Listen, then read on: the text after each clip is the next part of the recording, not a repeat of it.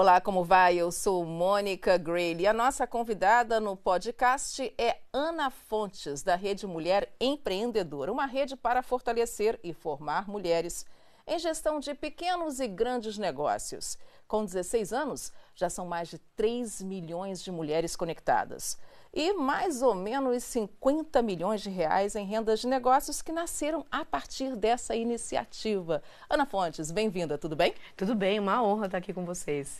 De mulher para mulher, essa é a receita do sucesso? Com certeza, botar dinheiro na mesa das mulheres é o que faz a diferença. Quando uma mulher consegue gerar a própria renda, o próprio dinheiro, ela consegue sair, por exemplo, com menos dificuldade de situação de violência, ela consegue tomar decisões sobre o caminho dela, na vida dela, ela consegue criar uma colaboração em torno dela para que ela consiga ter uma vida melhor.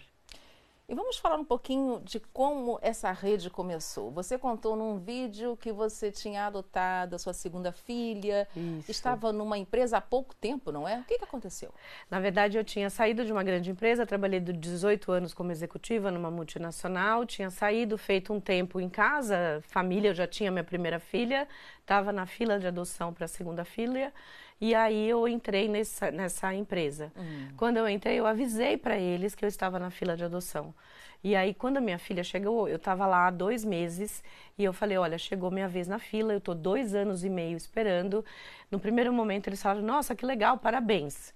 Isso de manhã. À tarde, eu vi que o clima ficou um pouco diferente e aí eu fiquei sabendo que, na verdade, como a minha filha tinha 10 meses na época, eles ficaram super incomodados porque eu teria direito à licença maternidade. E aí eu falei, nossa, mas isso é uma coisa horrorosa, né? Porque licença maternidade é um direito, eu até me ofereci para continuar trabalhando, atuando, eles falaram, não precisa.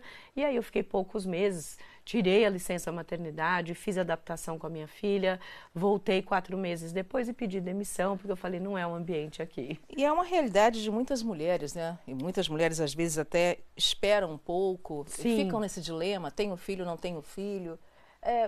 O que você tem observado com relação a isso? Como você falou, é um direito, as mulheres continuam produtivas, Sim. Isso não muda absolutamente em nada, mas ainda existe uma barreira. Existe uma barreira.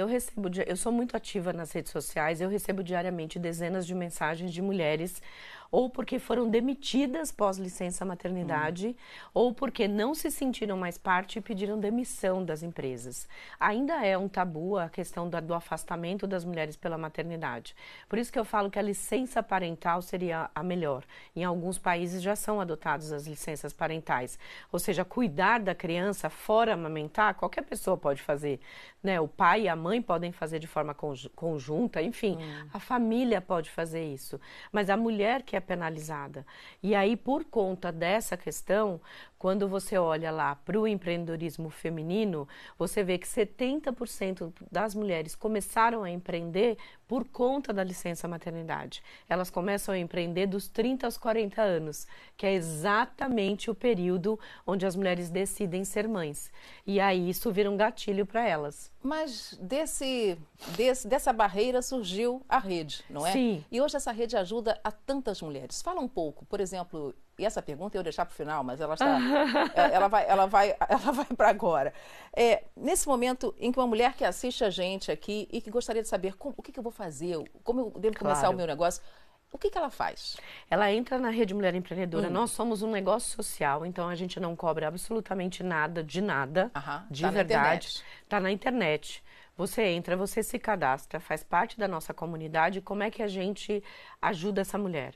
Através de educação, cursos, capacitação, workshop, ensinando tudo, desde liderança, como falar em público, negociação, como fazer o marketing, as vendas e o financeiro do negócio, isso é educação. Depois a gente aprendeu que uma mulher ajudando a outra faz uma diferença enorme, então a gente coloca essas mulheres em conexão, em contato para fazer mentoria, uma apoiando a outra. Depois a gente junta essas mulheres em pequenos grupos locais, porque a gente está em mais de 2.000 municípios no Brasil, porque a gente entendeu quando elas estão estão próximas, elas se sentem mais fortalecidas. Porque empreender não é fácil, como nada na vida é fácil. E às vezes você ter aquela mão amiga ali faz uma diferença enorme. E de 6 anos para cá, para uma parte dessas mulheres, não é para todas, especialmente para aquelas em vulnerabilidade social, a gente também faz uma microdoação, um capital semente, que varia de R$2.000 a R$10.000.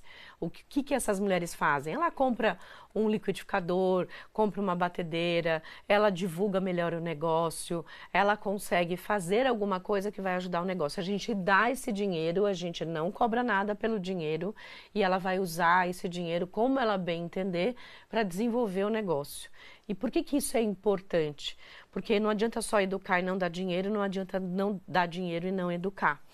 E aí a gente percebeu com isso que o impacto na vida dessas mulheres é gigante. Elas se sentem mais confiantes, elas conseguem aumentar o faturamento do negócio em 60%, elas conseguem formalizar quando o negócio não é formalizado e isso faz uma diferença enorme. E o que você observa ainda quando uma mulher chega para empreender? Quais são as barreiras que ela mesma tem? Eu vou conseguir, eu não vou conseguir? O que eu vou fazer com os meus filhos? Isso não vai dar certo? São muitas as vozes. São muitas as vozes internas. Nós temos a voz da sociedade que julga as mulheres por tudo, por tudo. As mulheres são julgadas por tudo. Se casa cedo, se casa tarde, se não casa, se tem filho, se não tem filho, não importa. Então, a primeira coisa que a gente trabalha com ela é a autoconfiança. Ela precisa acreditar que ela tem a capacidade e ela tem a capacidade. Então, a gente trabalha muito autoconfiança e liderança no primeiro momento. Depois, a gente trabalha conteúdo, informação.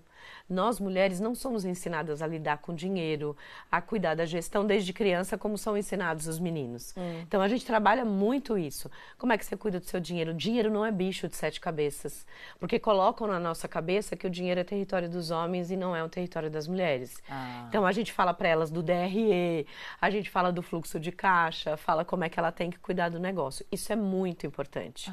Um outro ponto, que é uma barreira social também, é que as mulheres têm vergonha de vender.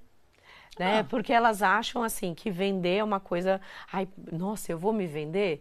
Porque imagina que desde criança a gente é ensinada a sentar de perninha fechada, falar num tom de voz mais baixo e ser agradável com as outras pessoas. E vender, não necessariamente, você tem que ser uma pessoa mais ativa, tá ali na frente.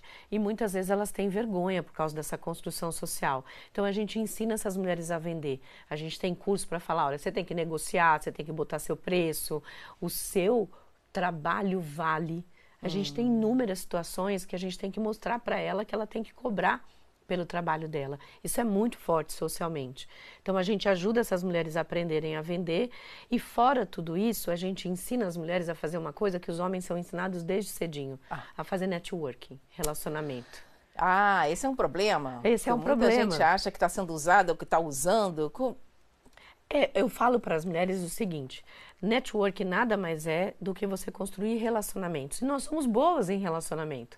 Então, é você usar essa nossa capacidade para se relacionar nos negócios. O ponto é que a gente fala sobre as nossas vidas pessoais, mas a gente tem vergonha de falar de negócio. Então, o que a gente ensina lá é troca ideia, troca cartão. E a melhor forma de fazer network é ajudando uma outra mulher. Quando você ajuda, você abre porta. Isso é importante, porque uma levanta a outra, não é verdade? Exato. Porque você segurar na mão de uma outra mulher, isso faz uma diferença, Mônica, muda o jogo.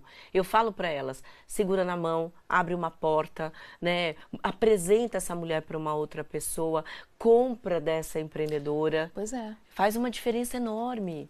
E você também atua no Pacto Global. Quer dizer, como é que esse conhecimento do Pacto e o trabalho com o Pacto ajuda também nesse trabalho com as mulheres na rede? Duas coisas, né? O Pacto é uma entidade que eu tenho o maior respeito, o maior carinho. Estou no 2º mandato agora, a gente acabou de ser reeleito, porque são mandatos de 3 anos. Eu estava como vice-presidente do conselho e agora fui reeleita, não para vice-presidente, mas para o conselho. Vamos decidir ainda quem vai ser presidente e vice-presidente. E o Pacto Global, para mim, tem uma sinergia muito forte, porque nós temos os ODS, a gente tem os movimentos no Brasil, no capítulo Brasil do Pacto, a gente criou os movimentos de acelerar os ODS. Um deles chama Elas Lideram, que é colocar mais mulheres em cargos de liderança. Então, eu levo as experiências com as mulheres da rede para o Pacto Global e do outro lado eu trago as experiências do Pacto Global com o setor privado para mostrar para essas mulheres da rede o que está acontecendo. Um ponto muito importante de intersecção é que essas mulheres empreendedoras, elas são vendedoras das grandes empresas, elas vendem para grandes empresas. Uhum. E aí a gente mostra para elas que as empresas do Pacto são empresas que já estão mais avançadas, que olham para a questão da diversidade, que olham para a sustentabilidade, para os ODS, e por isso vão olhar para negócios liderados por mulheres de uma forma mais acolhedora. Então isso para mim tem sido muito importante, essa troca, Mônica. E como é que a mulher faz a diferença no negócio? Você acabou de falar de liderança. O mundo ainda está bem Sim. dominado por homens, na verdade. E a gente vem falando sobre isso. Os próprios homens, inclusive, têm falado muito, são grandes advogados da liderança feminina, mas na cadeira deles não. Não, é sempre assim. Existe uma resistência muito grande, porque de um lado os homens pensam que as mulheres terem espaço é para tirar o lugar deles. E na verdade, assim, a gente não quer tirar, a gente quer dividir, 50 a gente 50. quer compartilhar. Nós somos 52% da população e a gente é mãe dos outros 48%. Mas a gente ainda fala no objetivo de número 5, de desenvolvimento sustentável, né? Pois é. Paridade. A gente tem um objetivo de paridade. E eu tenho falado muito, os homens são aliados da causa. A gente não precisa, não é uma guerra das mulheres contra os homens. Não é sobre supremacia feminina. É sobre colaboração, é sobre oportunidade, é sobre as mulheres terem direitos e é sobre as mulheres serem tratadas como cidadãs de primeira classe. E não como cidadãs de segunda classe. Igualdade, não é, Igualdade. E o que é muito importante, assim, as mulheres quando são líderes, Mônica, elas têm uma visão mais humana, elas têm uma visão mais colaborativa, elas têm uma visão mais sistêmica, elas compartilham as decisões, que são coisas que elas aprendem desde cedo. E essa visão das mulheres é uma visão extremamente valorizada nos melhores modelos de liderança do mundo. Então, por que não trazer as mulheres para esse ambiente e trazer as mulheres para compartilhar? A presença feminina, ela só vai agregar nesses ambientes, porque você vai ter uma visão das mulheres de mundo e você vai ter uma visão de homens de mundo que são absolutamente complementares. Então, o que eu tenho falado muito é, vamos colocar mulheres em espaços de poder para que a gente tenha as nossas vozes. Afinal, hoje, as decisões políticas, por exemplo, no Brasil, são feitas 85% por homens. E a gente precisa ter essa voz feminina. A gente precisa que as mulheres tenham as vozes ouvidas. E é muito importante. No Brasil, 50% dos pequenos negócios são liderados por mulheres. Então, por que não ter essas mulheres no espaço privado, no espaço político, no espaço judiciário? E é isso que a gente vem buscando bastante. E você também treina as mulheres para a política? Sim, sim. A gente ensina cidadania, a gente fala, não política partidária. A gente fala assim, você é uma cidadã que tem direitos, e você tem que brigar pelos seus direitos, você tem que eleger outras mulheres, você tem que dar voz para outras mulheres, porque isso vai fazer a diferença. É uma grande rede, na realidade. É uma grande rede. E a gente tem um dado super importante, Mônica, que eu acho legal de falar, que quando essas mulheres dão certo nos negócios e financeiramente, elas não investem nelas. Elas investem em melhorar a educação dos filhos, em melhorar o bem-estar da família, elas compram coisas para a família, elas investem na comunidade do entorno de onde elas estão, e é nisso que a gente acredita lá na rede, e quando elas empregam, elas criam um círculo de prosperidade, empregando outras mulheres. Isso faz uma diferença enorme. É o que a língua inglesa chama de ganha-ganha, Exato, é win-win, né? É isso aí. Ana Fontes, muito obrigada pela sua entrevista aqui ao podcast ONU News, ela que é a criadora da Rede Mulher Empreendedora. Muito obrigada. Uma honra. Muito obrigado. A honra é nossa. Muito obrigada.